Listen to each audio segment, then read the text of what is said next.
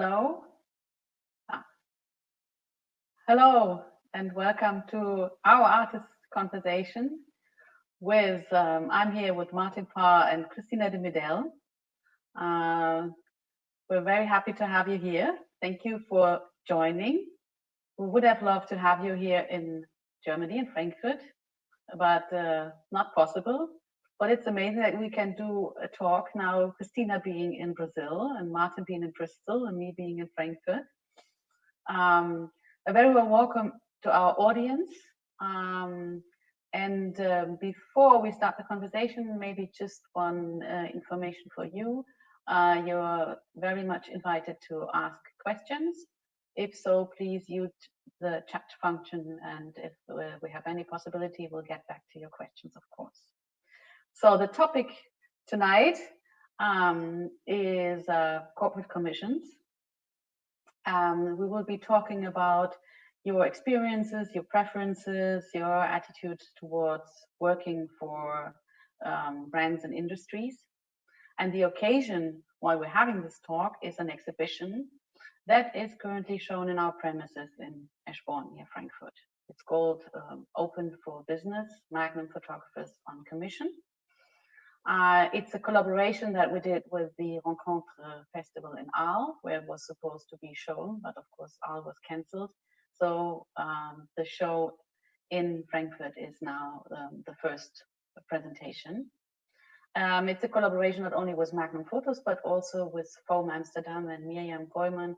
She's a curator at Foam, and I did this exhibition, curated it together. So we had the great chance to dig into the not only digital, but also physical archive of Magnum, with great support from the Magnum team, and to look at the kind of corporate commissions, and more than 200 images and objects are in the show now, which will be presented until May. So this part of the Magnum portfolio is still a hidden one. I think, and also for many photographers, it's not so well known that Magnum photographers have been working from the beginning, from the founding of its agency in 1947, not only for done editorial works or books or exhibitions, but working for brands and industries, for NGOs, and also for governments. So maybe to start with now, asking you, Christina and Martin, welcome again, and thanks for joining. I'd like to know, why do you think would these different kinds of industries contact Magnum to invite photographers to work for them? Well, I guess they invite Magnum photographers because they're very good photographers, really. And in the end, people want to have the applied language and vision that these photographers have been known for applied to a commercial scenario and situation. So how you get commercial work is to be a photographer in your own right with a good vision that's quite recognizable, and then, in a sense, quite often commercial work will follow. I mean, the gap between, say, art photography and commercial photography is getting less and less because people always are interested in that vision. And in a sense, these photographers who are at the cutting edge of photography, they're the ones that are, making new trends, new ideas, different ways of looking at the world through photography. And they do that by applying their own vision to their own work. And then, of course, that can be taken and applied to a commercial assignment. Mm-hmm. So, if Christina gets a job from an agency, they say, I want a picture in the style of Christina de Midel. I mean, that's what they want. Because otherwise they could just get someone who does commercial work who wouldn't be identifiable, particularly because they don't have a vision. So I think it's applying that vision. And this has always happened in Magnum. I mean, previously, if you go back 30, 40 years, the thing that people were doing there were company reports. Now it's more to do with advertising below and above the line. This is quite interesting. And this sort of hybrid, if you like, between our own work and the commercial work, because those barriers are sort of slowly evaporating as almost one thing can become another. I don't know if you agree with that, Christina, as a basic premise. Well, yes, you do certainly have a much wider perspective, historical on Magnum for sure. But I think in terms, probably if you think about how advertising has changed too, it's not about showing the values of the project or of the product, but it is more about selling a style, a lifestyle, an idea. They try to sell a concept more and more rather than a product. So having as a photographer someone who is very well like defined and who just has the Magnum flag that is so, I don't know, fancy, I guess, and so interesting, and so with such a long history behind, is definitely something that the brands want to use. But maybe, I don't know, and you know more because you had that knowledge in the time, but I don't think they hire Magnum photographers because they are like technical good photographers, as Martin said. I totally agree. I think it has more to do with with their own language and how that language can be useful for that specific campaign. I see that in your show you have images by Bruce Gilden, who would be like, why with the style of Bruce Gilden that is really about shocking and doesn't go after the beauty of things or the beauty of faces. Why would that photographer that has that language be useful for a brand? And it also depends on the campaign, it depends on the product, it depends on many things. So as a photographer, you sometimes have attached a style and a message, even if you do other ththings, but you tend to be labeled.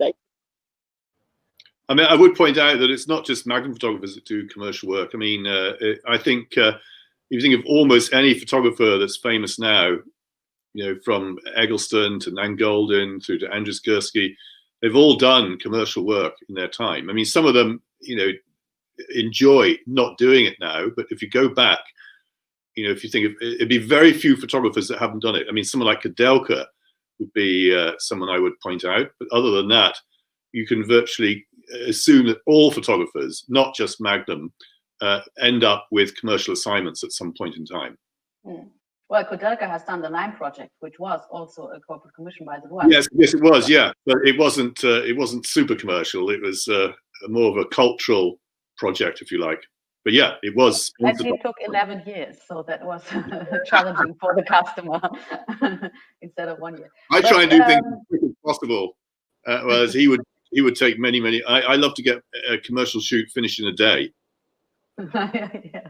Well, that's a different personalities and characters you have at Magnum, but it's still interesting. So because it's, I wouldn't say it's a hidden part, but in the community it's well known that many photographers do commercial work, and also it's well known that brands work with photographers well known in the art world.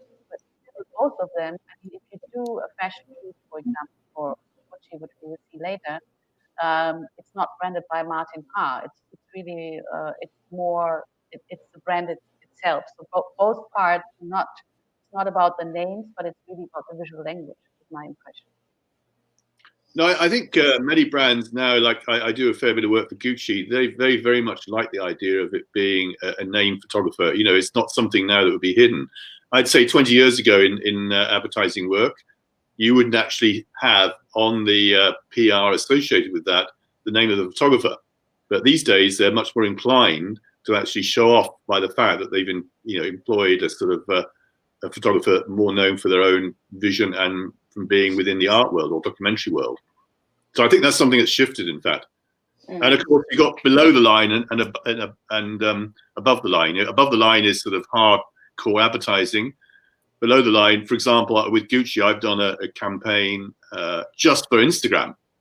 You know, and I literally flew around the world photographing Gucci watches in different locations, and that was just for Instagram. That's all it was. So that's how serious they take social media. And Gucci now, if you look at their Instagram, I think they've overtaken. God, what's the other one? The big one. Dolce & Gabbana. Yes, they've overtaken them, and that was their bigger. That was their big goal to try and do that. So they had to try and make much more interesting Instagram campaigns just for that purpose. Yes, and I think also, I guess that if not only the style and the language of the photographer, but if the photographer is a superstar in his career, he will just drag all his followers, the 500,000, to Gucci. That it's normally not the natural audience for Gucci, but then potentially they are also growing their audience, importing the ones from the photographer. So interesting. But don't you also reach other audiences when you do commercial work? I mean, I have, for example, I remember that Bruce Gillen did this RATP thing about the transport commissioned by the Paris Transport Organization.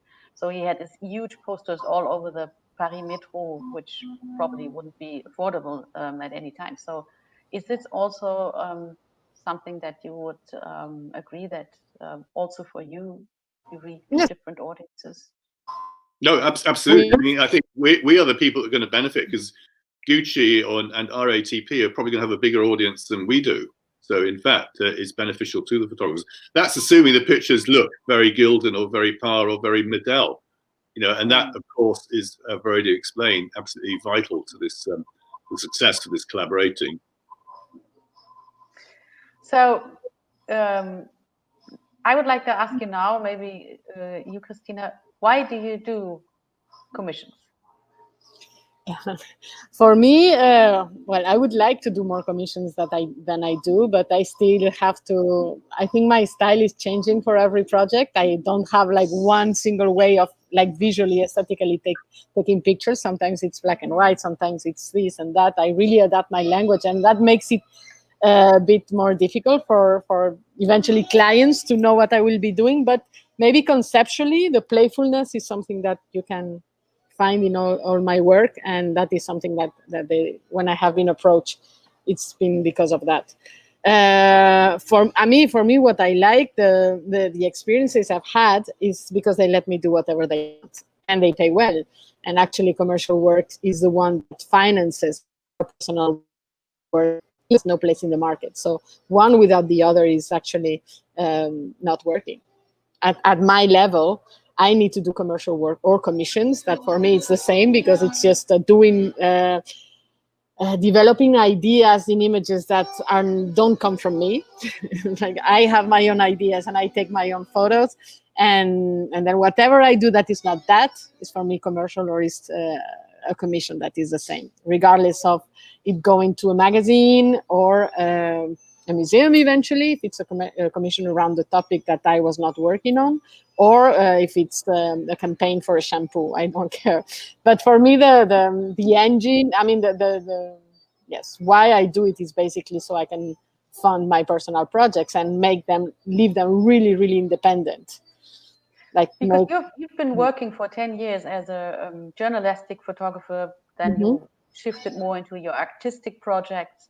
So working in journalism was in a different way also being commissioned somehow, wasn't it? With expectations?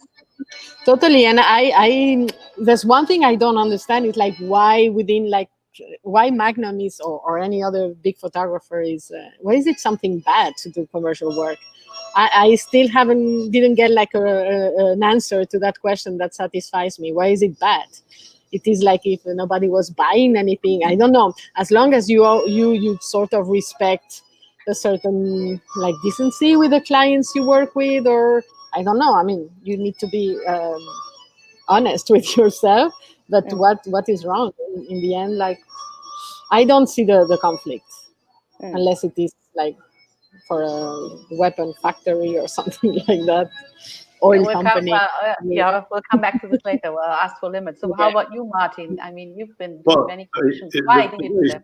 The very simple reason is for the money. I mean, the money is very good. And also because there are different levels of the work that you do, the more control you have with the output, the less money you get paid. So the highest jobs you get paid is when you're doing advertising. There, it's very scripted. You've got an art director. They basically worked out the shot, and they think this is a photograph for Mr. Parr to take. So you come along and take it. I mean, obviously, when you're there, you tweak things and you make alternatives and you put ideas forward. But then as you go down, once you get below the line, say it's an Instagram campaign, you know, you're going to have someone there from the company, but you're going to be going out looking for scenarios which can look good. And then once you get to, say, editorial, which is the next level, so when you're doing an editorial fashion shoot, you're basically the person that has the ideas. I mean, they'll have a rough concept worked out, and then you show up, and then you try and work out, you know, how to shoot it, and we literally make it up as we go along. And that's the fun part of it, you know. So in fact, the more fun you're having, the less you get paid. And of course, the income is very useful because, you know, I'm running a foundation, and I don't think I could run the foundation without the income from doing commercial work. So in a sense, it just gives me the freedom to do things that I want to do myself. And at the same time, I mean, I love the challenge of solving problems with photography. This, to me, is one of the things that's really appealing about commercial work. You know, you have a problem in front of you. How do you apply photography? How do you apply your accumulated skills, you know, to actually solve a problem, to make an interesting picture, which obviously has to have the thing in that you're selling, if you like. But beyond that, you know, it's a win-win situation. And in fact, strangely, like probably the most commercially successful picture I've done in the last 4 years or so is a picture I did for Gucci of a woman wearing sunglasses. I mean, the print edition in both the big and the small, I think, is now sold out, you know. So as well as actually getting a picture for myself, which Gucci were very happy with, you know, I get a picture that I can actually sell. And that doesn't often happen, but when it does, it's a real bonus. So in a sense, I'm very happy like to have that in my own folio or in an exhibition. Maybe we have a look at your work, the work that is shown in the exhibition, but also I think we have also some pictures of the commission that you mentioned. So here is you say you didn't even don't remember because it's been a while. Yeah, I think it's when was the date of it? Do you know? Do you know what the date was? Do you know what the date when these were taken? 1999. Wow. So yeah, 20 years ago. So yeah, very simple pictures. I mean, this is when I would have applied my you know, the macro lens and the ring flash, and they're just very simple pictures taken with a presence, which that combination actually supplies very well. So the idea of I mean, this is an advertisement for an alcohol, but to respect the water, was that your idea, or is it?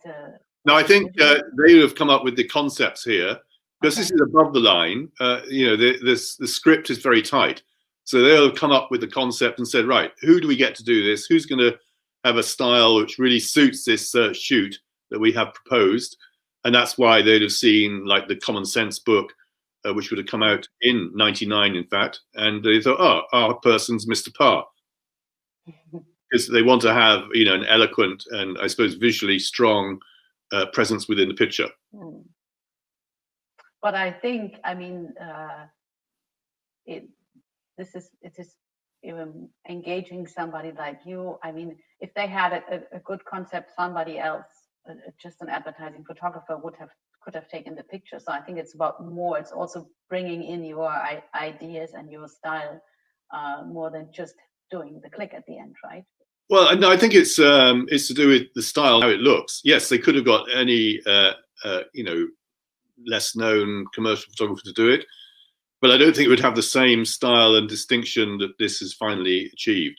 I mean, God, it sounds a bit bragging of me to say that, but you know, that is the idea. You know, I like people to look at my picture and say that's a recognizable Martin Parr photograph. I mean, Christina is interesting what she said, because her style is. Part of her style is the fact that she applies a different formula to different problems as she goes around doing different projects, which is one of her great assets.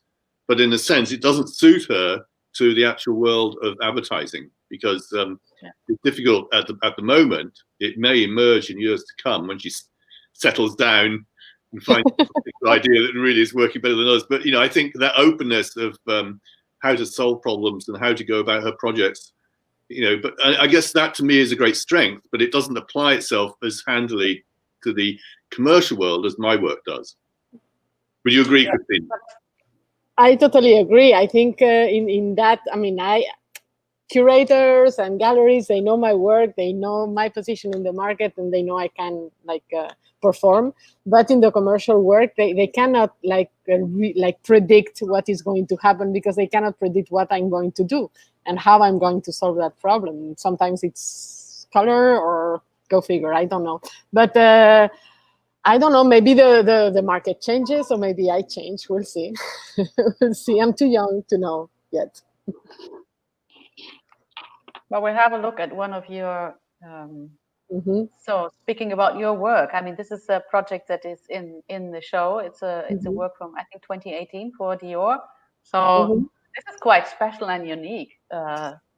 But that's because, I mean, how this happened really is, I was invited by a curator in Mexico that had been contacted by Dior to work with Mexican photographers. I am not Mexican, but I lived in Mexico, and they just said, okay, you can enter in this selection. And it was very busy because they didn't have that many days. So they made like pairs. And I was working with Maya Godet that day, the two of us, and they rented this fazenda, like really like an enormous ranch, beautiful, super Mexican, typical, with everything Mexican you can think of. But Maya had, like, her production was amazing. She needed like 6 models dressed and horses, and me, I really didn't need anything. My proposal was to bring a kaleidoscopic lens and play with that, and eventually have someone to hold the flash for me. That's what I did. But then everybody got super busy, and they just told me, do whatever you want. They just gave me the keys of a huge room with all the things they wanted to photograph. And I said, can I do whatever I want? They said, yes. It's like, okay, I see you in 6 hours. And I came back with this poor guy that was assisting me, and I started asking him for crazy things. And I was just going back to the room, picking something, finding a horse, putting it in the ground, and just, it was not very well paid, as Martin said, but I had so much fun. And it was also for me a way to prove that I can work with brands. But honestly, I was not working in a team. I was just me. They gave me the keys to the kingdom and complete freedom. So I wish all the assignments were like that. But this is maybe the strongest one I've done, and the only one. So maybe my formula doesn't work and they won't hire me again because I cannot be controlled. I don't know. They seem very happy. That's great. I cannot imagine. And it has been published in magazines. So, but you said it's not even well paid. Does it mean that even if they would do now a big poster campaign, you wouldn't get a different amount of money? If they use the image for a campaign, I think we would have to renegotiate. This was just for their magazine. And I think they do a magazine every 3 times a year, something like that. And then did a special issue because Maria Grazia, I know her name, just designed a collection about with Mexican women horse riders. Escaramuzas, they're called. So it was like a special thing, and so on. And I was hoping to get more assignments with them, but we're in touch. I think also my problem is that I become friends with people and then they don't take me seriously. I think I don't get the money, but I get so many good friends. So. But maybe have a look now at your Gucci project in Cannes in 2018. Speaking about fashion brands in general, are there favorite brands and industry you're working for?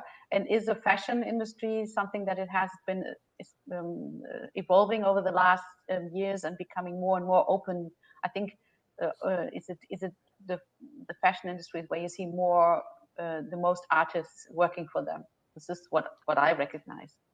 I mean, for example, at the moment, I can't really work for other fashion brands because Gucci, literally, if I say I've got a job with someone else, there's the picture that is sold out. If I get assigned by someone else, I go to Gucci and they say, "Oh, we'll pay you not to do it."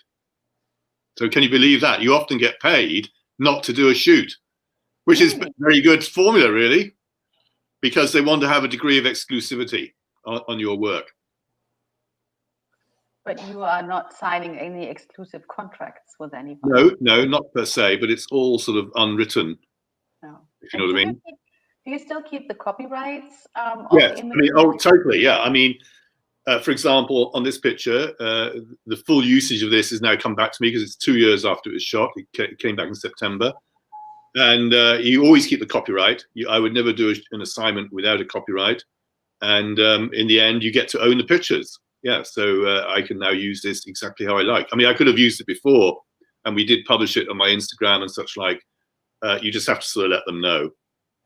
So yeah, it's and remember, this is below the line as opposed to above the line. You know, so the shoot I did for them in Cannes was a below the line thing because it was for the lookbook, and then in the end, they also produced a book with some of those pictures in it, and all the other pictures that I took off camera, off beam, you know, just for myself, for them. You know, we'd have spent half the time doing scripted pictures of the looks because we had something like 90 looks to do in 3 days.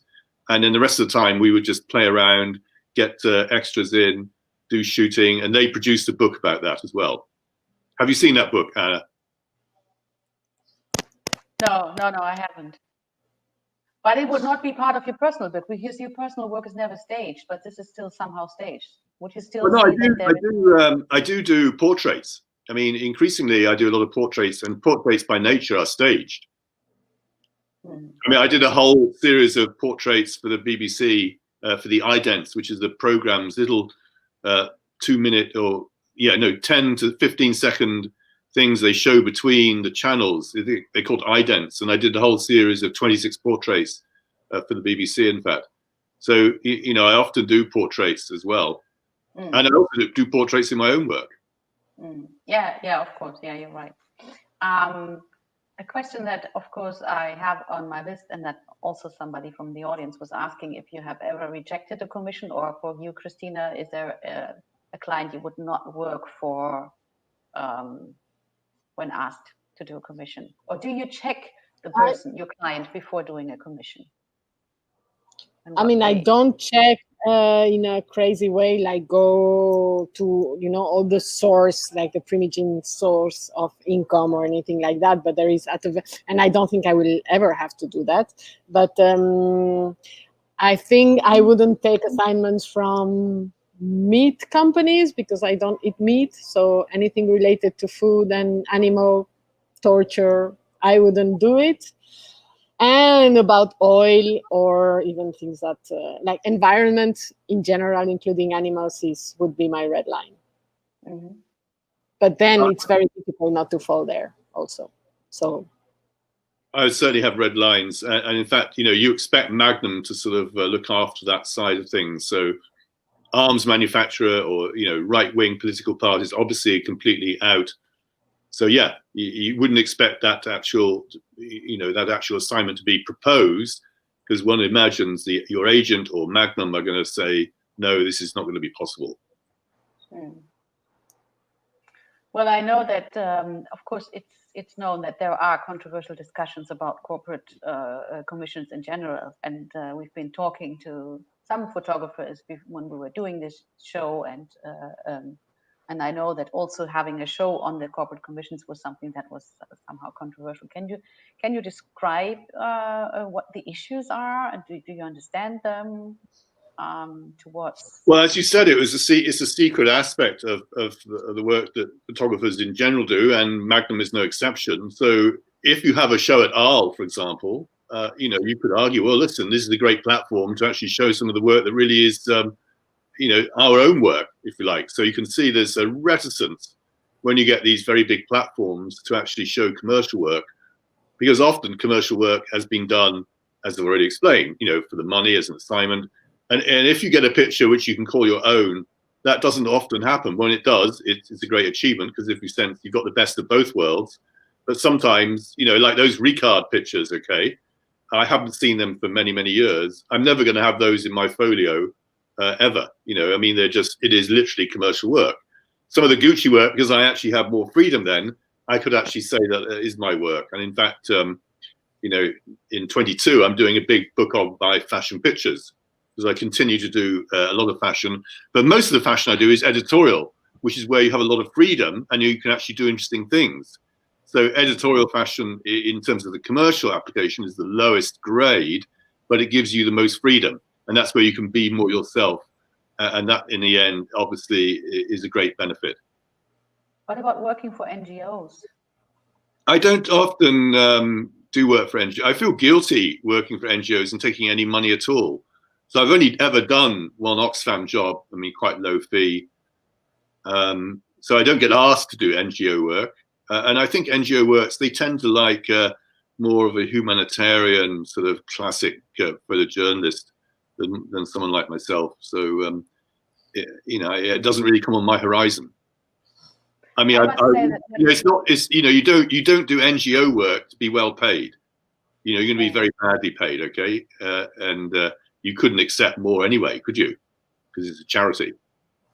When we were planning the show, Miriam and I, we thought, wow, NGO work, this must be what Magnum photographers feel most comfortable with because it's for a good reason. But then we talked like to Olivia and to Olivia Arthur or Bika Porter, and they said sometimes it's easier to work for a brand or a product because it's clear. But working for an NGO means that you always deal with people who are in despair, and then you have to somehow make use of them for your imagery, use them, or you're sent out with an expectation because the NGO is also a brand and saying like, we want, I don't know, young mothers in Afghanistan that are below 15 years, and then you have to find those.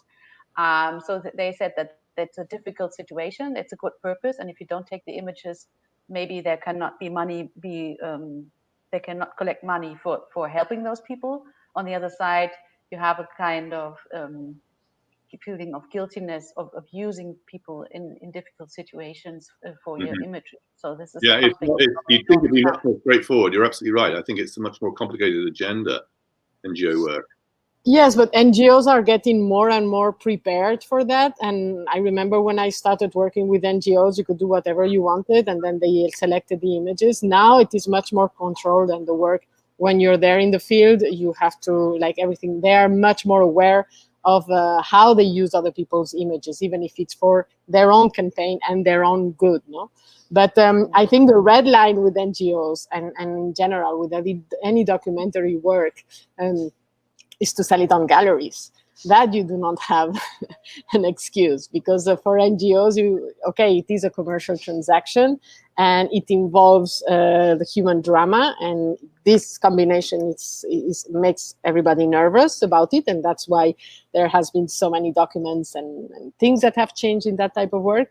But I don't know, people do not react in such a critical way when photographers that do straight documentary or war or humanitarian work and then sell their work on galleries or submit it to competitions.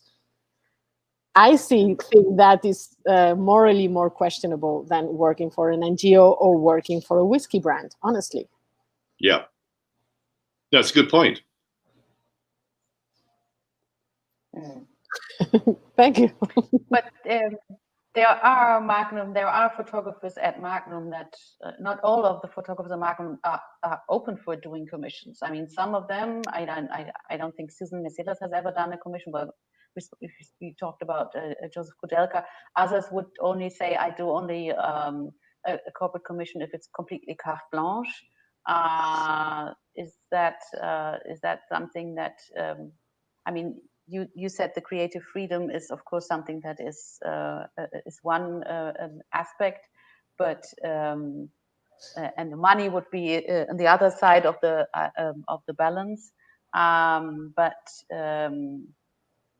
mean, I would point out that I think many more Magnum photographers would like to do commercial work. It's not easy to get commercial work. You have to understand. I mean, there's huge competition out there. And it tends to be the names that are going to get commercial work, like Alex Soos, Bruce Gilden, myself. These are the people that, if you like, are much more applicable to a commercial scenario, have already done commercial work, so people can see what they're doing, and they're the ones that are more likely to get that work. So within Magnum, often, there's discussion from the photographers saying, well, when Magnum goes out and makes representations to the commercial work, you just cherry pick this sort of the same old photographers. Well, in a sense, you could argue that just getting work for these people is an achievement in itself, because getting commercial work is extremely difficult. And I'd say in this post-COVID landscape, fees are probably going to come down. It may be a very busy next year because everything's been stalled. But on the other hand, it may be a total disaster. I mean, we could think about the whole effect of COVID on the whole world of photography. You know, we don't know if people are going to stop buying prints. We don't know if people are going to stop buying prints that show the real world, and they want sort of fantasy world. You know, we just have no idea how the documentary photographer, for example, you know, the people in Magnum, how they're going to get on and survive. You know, it's not going to be an easy task. Well, and I think from the beginning, it has been an important aspect. I mean, Magnum is somehow as a cooperative owned by the photographers. So if you have a job, you normally give part of it to the agency, and this helps the agency to survive. I mean, this is probably something that not everybody knows about Magnum or about its structure. Yeah, no, absolutely. I mean, throughout Magnum's history, without doing commercial work, not just editorial, because that's what we're better known for, you know, Magnum couldn't have survived. I mean, at least it is still here after 72 years of existence. And even Henri Cartier-Bresson did in the early work for you can't think of it. As I already said, not only within Magnum, but generally speaking, all photographers end up doing commercial work in some shape or form sooner or later. And I think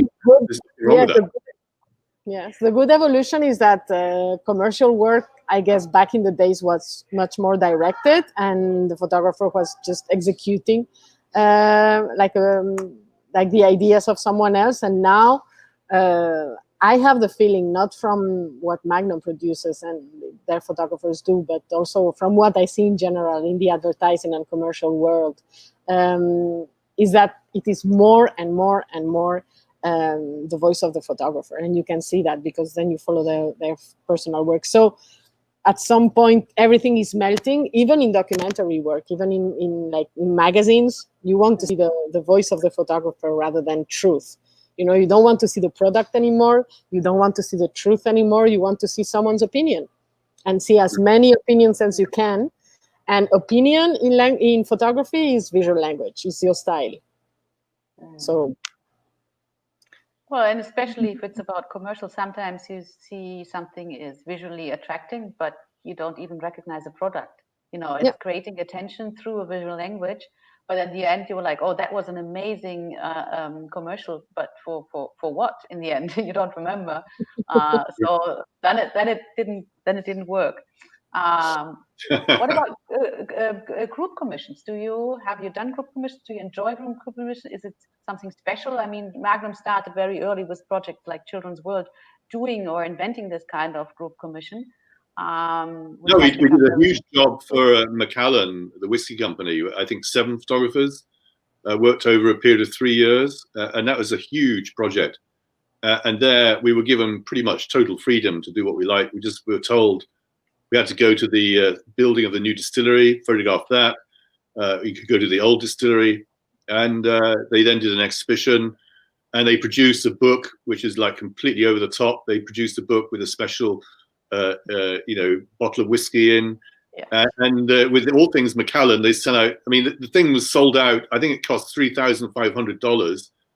I guess now, if you were to the marketplace, it'd be worth $25,000, because people know that anything to do with Macallan goes up in price, because they have a monopoly on the world highest prices for whiskey, and they've had a tradition of employing photographers. They've employed Rankin, Elliot Erwitt. All the big names, Annie Leibovitz. I mean, they have a strong association with photography.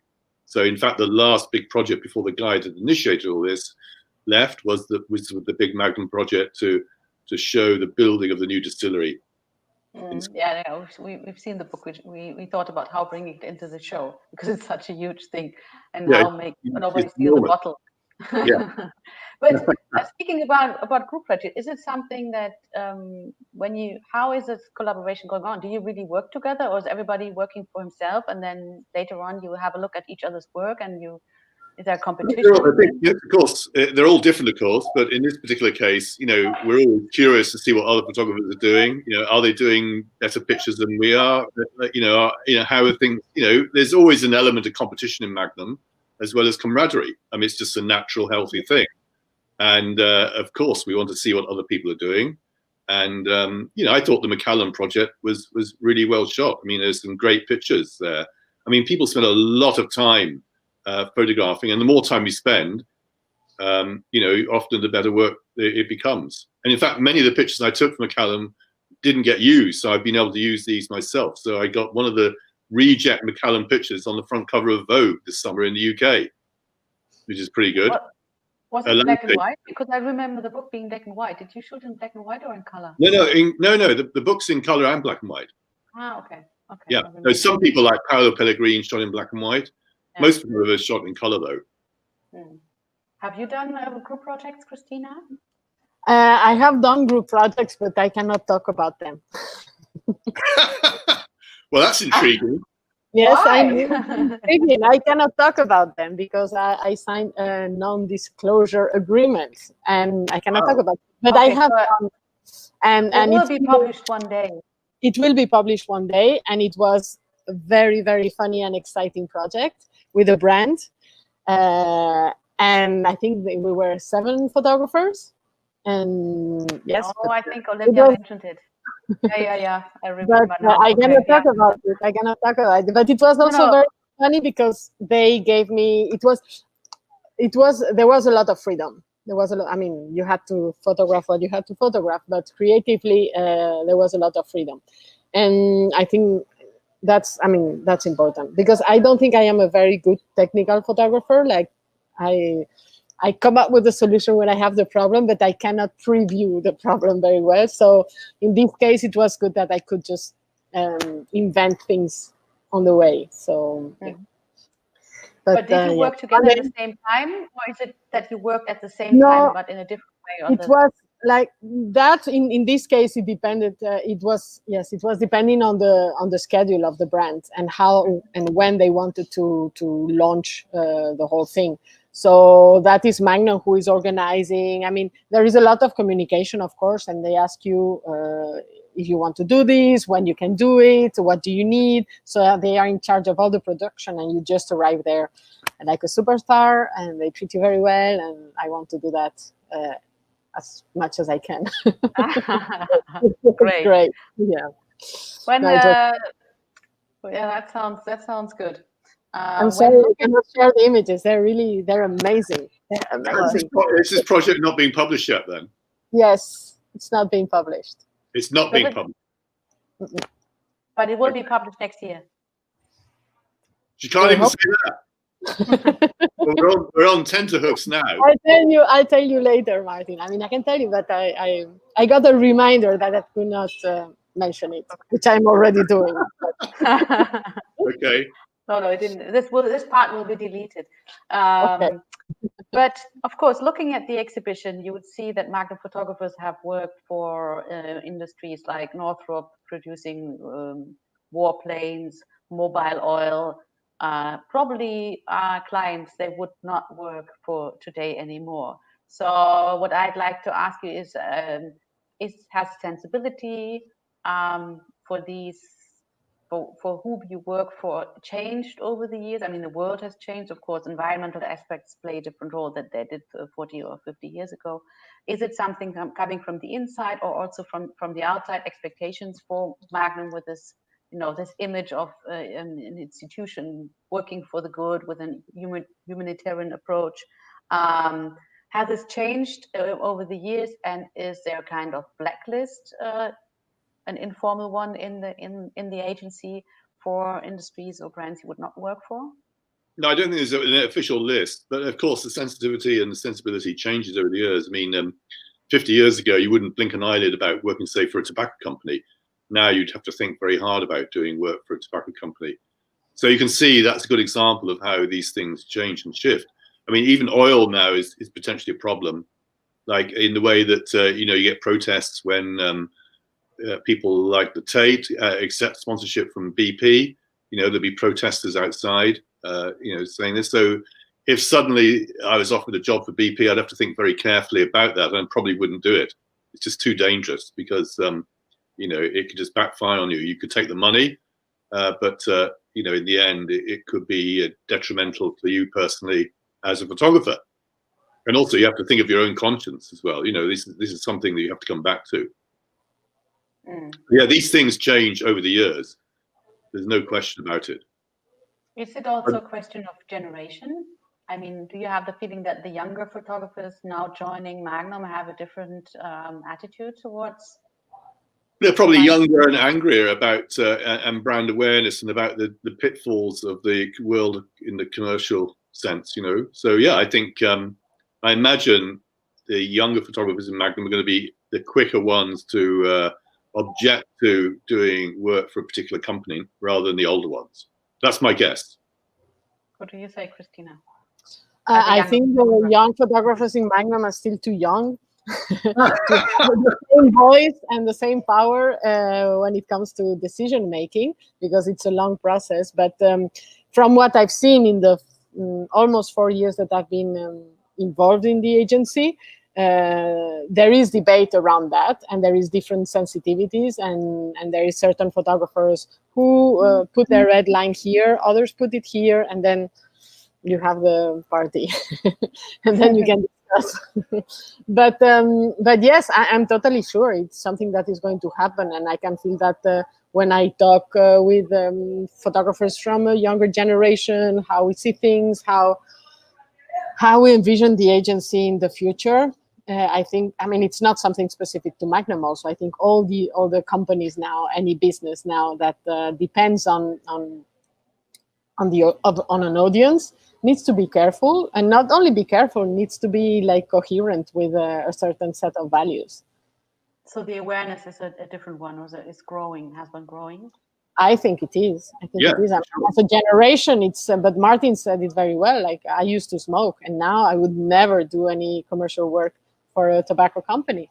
Maybe the next thing is alcohol. I don't know. But also, I used to eat meat, and now I would not work for any company. I'm happy to do. I just announced here officially, I'm happy to do work for alcoholic companies. Okay, you can take that also. I drink to that any day. Yeah, well, we're happy at the show. I mean, Steve McCurry did pictures for Marlboro at the same time. Jim Goldberg did a campaign against for the trust fund for creating awareness for the dangers of smoking. But, yes, but who decides at the end? I mean, if a photographer says that for me it's fine, but Magnum thinks it's not okay, and you're a Magnum photographer, who would have the last word? They are controversial. Well, I think obviously the photographer decides, but it's unlikely to have got to that photographer for a decision to be made if Magnum thinks it's a terrible idea. Okay. Yeah. Okay. Ultimately, in the end, it is a collection of individuals. There isn't a group voice. I mean, we have debates. We always argue. That's all part of the fun. We vote on things with a 2/3 majority, all our major decisions. So in the end, it's down to the individual photographer to put in their opinion. The last question I'd like to ask you is, has working on a commercial assignment been also, I mean, how is the interaction between your personal work? Has it been a starting point maybe for a personal project? For you, Christina? I mean, I think for you, Martin. Yes, the one I did with for Christian Dior that is in the exhibition. It actually opened many doors for me in Mexico in a certain environment, and I'm using that because I'm still working in Mexico on a long-term project that I'm hoping to finish someday this next year. And yes, I will not only use a couple of the images that I shot that day, but I need to recontact these people to continue a few ideas. So yes, it is for me. It takes me so much out of my normal practice that there's always ideas coming. Yeah, definitely. What about you, Martin? Well, I think in the world of fashion, it's a very interesting thing. I've been involved in doing fashion for 30 years now, and as I've mentioned already, I'm going to be doing a book, and that's a book that I think I'll be quite proud of, because if I look at all the huge amount of work that I've done, both recently and all the way back as well, when I first started working for Amico in Italy in the 80s, I've got some quite good fashion pictures, and it'll be really fun to actually see them all together into one book. So I'm quite looking forward to doing that. So that I think is the sort of discipline for my commercial work, which has been the most productive. Because in the end, I'm very happy to actually have that out and to have my name behind it. But do you, I mean, since you've been working for so many fashion brands, do you look differently now at how people wear clothes when you do I guess that's personal inevitable. If you look back, if you look back at things you did in the 80s and 90s, the clothes are different, the models look different, the whole ball game has changed, isn't it? So yeah, like everything else, it's constantly growing and evolving. Yeah. But it is also more irreverent. Now the fashion photography is not taking itself so seriously. It's not about beauty anymore, and that's great. I mean, there's excellent fashion photographers that are on the cusp of the art world as well. I mean, think of Jürgen Teller, Vivian Sasson. These are brilliant photographers who've become known for equally doing their own work and for doing their fashion work. Yeah. And then you have a whole new generation emerging, like Harley Weir, or even the UK. You got Nissan Harriman, who's the big star of black photography this year. He did the first. He was the first photographer to actually shoot a Vogue cover in the UK. Tyler Mitchell, you mean? Sorry? Tyler Mitchell? No, this is Harriman, Nissan Harriman. Ah, okay. Mm-hmm. So he's an evolving star, helped by his Vogue spell at doing portraits for the cover. Well, I think in fashion, there's on the one hand side a great space or freedom for playfulness, because that's in the nature of the business.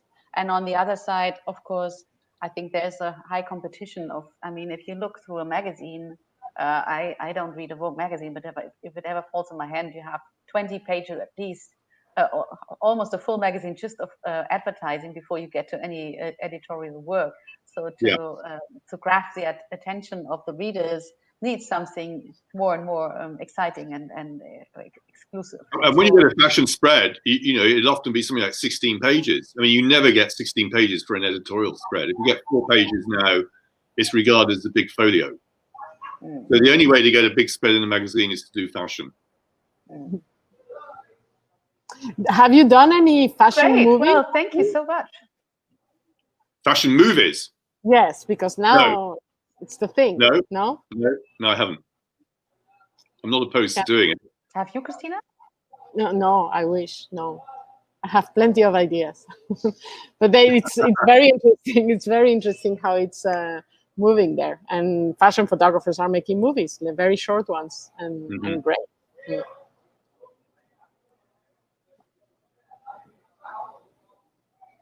Okay, I think I had a connection problem right now. Maybe. So, yeah, I'm. We have some questions here. Should we answer some of these questions? Well, the questions that are in the chat, I integrated them already in the questions. Okay. So I think it's fine. It's not. There's one I haven't mentioned yet. Is does Magnum get involved in all commissioned work from their photographers? Well, Martin, you're maybe the one who answers, or both of you. No, sure, they have to get involved. Often they'll get Magnum to produce it as well, because when you have an assignment, a commercial assignment, you have the producer and you have the agent. So the producer is the person that ensures everything happens, hair and makeup show up, all the props are built. So sometimes that's an outside producer, and sometimes that's done in-house by Magnum. So yeah, they have to get involved. They have to determine the fee, and then you have the rights, because the rights are quite complicated, because you often, you give the rights for a year, and then a company would have to extend them if they want to use the pictures beyond that first year, because everything is very finite. Everything is the copyright is owned by the photographer, and the rights they're given are very limited, and you often get a bigger amount for the rights than you do for the actual fee. So it's a complicated business actually understanding how these things are charged out. Who's selecting the images at the end? Who's deciding? Is it the client or is it you together? It is the client, yeah. I mean, you're working for the client. I mean, you can have your say, and in a sense, they'd be foolish not to take on board what you would say and what you think are the best pictures. But in the end, it's the client that decides. I have one more question from the audience. What will happen to the legacy of Magnum as an agency for mostly non-fiction photography if the ratio between commercial work and photojournalistic work for editorial purposes shifts further? Well, I don't think it will shift that further. You know, I think in the end, people become Magnum photographers because they love to photograph. You know, they got something to say about their relationship to the world. The commercial thing becomes an add-on, but in the end, you know, the thing that Magnum's known for is the people's own work, and that will always continue. So in the end, I think you know, there'll always be a proportion of work done by Magnum photographers for commercial purposes, but it's never going to take over. So I think they can rest assured that you know, within Magnum, you know, there are too many motivated people who want to get out there and take pictures. And you know, it's been a very productive year for Magnum this year, in fact, because of course we've had this huge story that's dominated our lives, and I think Magnum photographers have done incredibly good work to respond to that. Yeah, and maybe, I mean, not everything you do as Magnum photographers is because there are assignments. I mean, you go out and do your own works and projects. Yeah. Yes. Yeah. Yeah. I think that even like editorial and commissions and documentary, I mean, it's been in crisis for many years. So that's why our work is not that much anymore in magazines with straight documentary. But as far as I know, all the photographers in Magnum are doing their own personal projects, and they're finding the outlets to publish them in one way or another. So the balance is totally on personal and documentary work compared to commercial, clearly. So I wouldn't worry. Good. Well, that's a good final sentence, final conclusion. I And wouldn't I worry. think we've almost talked for an hour, so we come to the end. Thank you so much to both of you for joining into this conversation, and thanks to the audience for listening. We'll put this on Vimeo so people can have a look afterwards, and you can share the links if you want to. And yeah, and I say goodbye, good night, and speak to you soon. Bye. Thank you. Good night. Bye-bye. Bye, Martin. Good to see you. Ciao.